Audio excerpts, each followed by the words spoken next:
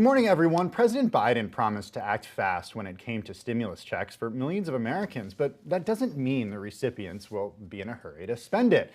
Any payments from Biden's $1.9 trillion aid bill are much more likely to be saved rather than spent. More than one-third of likely recipients plan to stash money for later. That's according to a new survey commissioned by Bloomberg.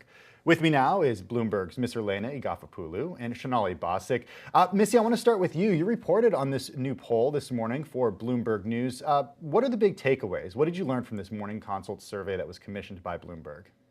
Yeah, Tim. So what we're hearing is, people are getting the money, but what they're doing is they're deciding not to spend it. They're deciding to stash it and put it into their savings. And, we got one-third of respondents saying, we're going to save the money, we're planning to do this. And that's up from what respondents said they did with their first and second stimulus payments. And so what we're seeing here is this trend of the more money the government gives people, the more they're sort of saving. So the savings rate is going up. And the question is that a good thing or a bad thing for the economy? And Right, and on its surface, the idea of a savings rate going up is a good thing because it means that Americans don't necessarily need the money. But on the other hand, it matters a lot where that sort of savings rate is concentrated, and we're seeing some sort of discrepancy between higher income households and how much money they're saving, which is about 41%, and lower income households, they're saving about 29%. And so we're seeing this sort of savings rate more concentrated in people that, are more affluent. And the question here is, what happens to the people that really need this stimulus money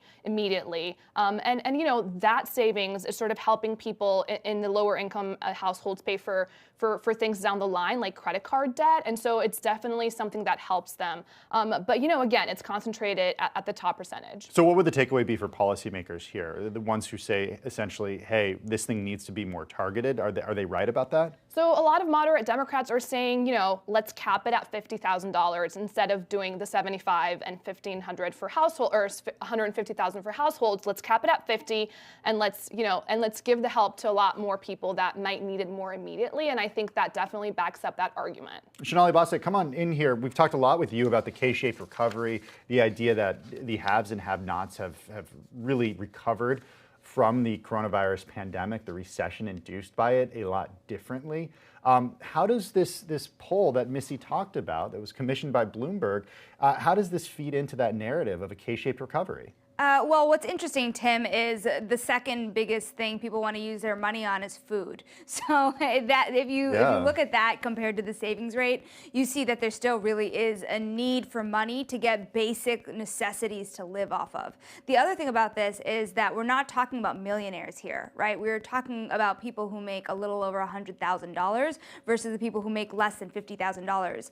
Every step of the way you go in these income brackets, you're seeing more and more disparities. And when you see people saving money, what you really see there is fear of the future. What do jobs look like coming out of this? Are they going to have a job coming out of this? Are they going to be able to afford their lifestyle? What are rents going to look like, and is there going to be inflation? There's a worry baked in here, Tim, and my favorite part of all of this is it's inefficient to put money into a savings account right now. They're not going to earn you much money back. It's not like you're putting money into the stock market. It's not like you are putting money into buying Bitcoin. Those are other worries people have. Saving money doesn't yield much. It is just saving money for a rainy day. Right, because interest rates are so low. Shonali, talk a little bit about this idea that you've reported so much on small businesses, on the struggles that small businesses have faced.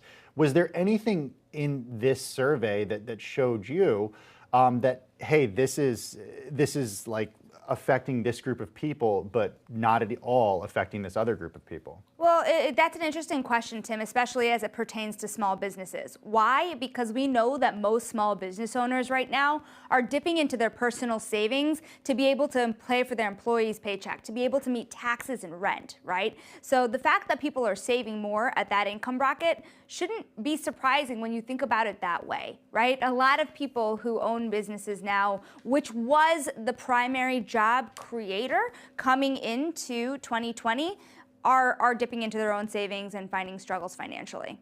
Missy, come back in because I want to talk about inflation. We heard from Fed Chair Jerome Powell yesterday, who was speaking at the Economic Club of New York look, all ears and eyes were on him uttering talking about inflation. But he said yesterday that he doesn't expect a sustained surge in prices when the economy reopens. In other words, he doesn't expect to see inflation because of demand when the economy does reopen. How do these survey results take into account the idea of inflation with people holding on to their money rather than spending it? Right. So the idea is if you're saving your money, the idea is you spend it down the line. And, with this sort of pent up demand from folks who haven't been spending their money in this past year because they've been hunkering down at home, and this idea that, basically they're, hunkering down at home, they're not spending their money, there's pent-up demand, vaccines are in the horizon, they're getting ready to sort of come back into the economy, they're not spending their money all at once, they're sort of feeding it into the economy slowly. And that's really sort of, bringing down those concerns about any inflation in this sort of like consumption spending stampede that a lot of economists were, worried about when these first and second stimulus packages were coming in. So does